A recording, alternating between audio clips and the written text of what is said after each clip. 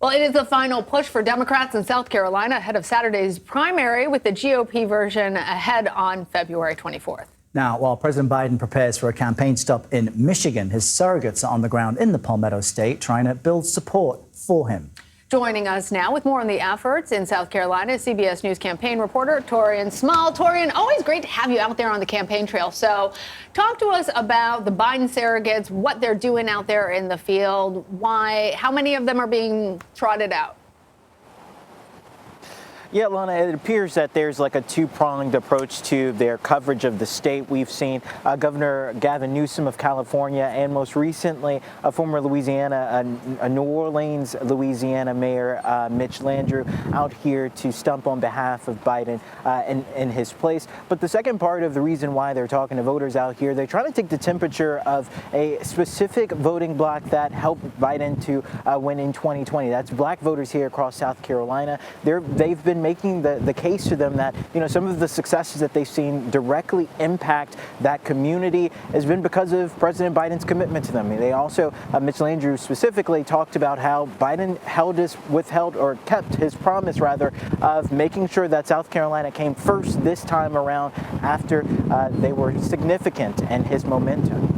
And we saw just in that video clip, they're taking those efforts to the barbershop. Very important if you're trying to connect with black folks everywhere. What, though, are the specific priorities Democrats are looking to push before the primary this weekend?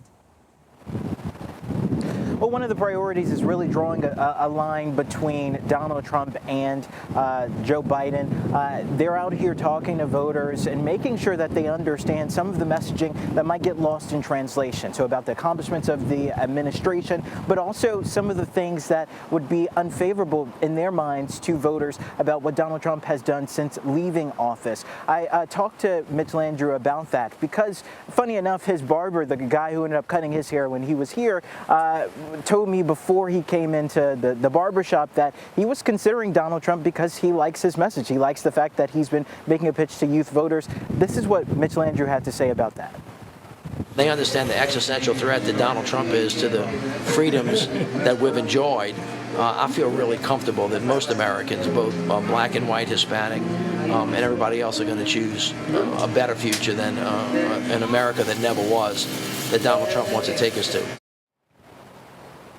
Yeah, kind of an awkward situation there to have the guy cutting your head say that he's probably rooting for the president's opponent. But he talked to him after and said, listen, this is a case about what you want for not just yourself, but for your future kids, especially black and brown kids.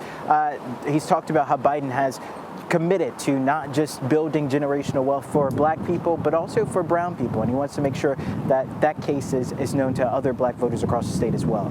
All right, that was quite the high-end barber cape Mr. Yeah, Landrieu I noticed was wearing that there. too. Taurean Small, great report, joining us from Charleston. Thank you very much.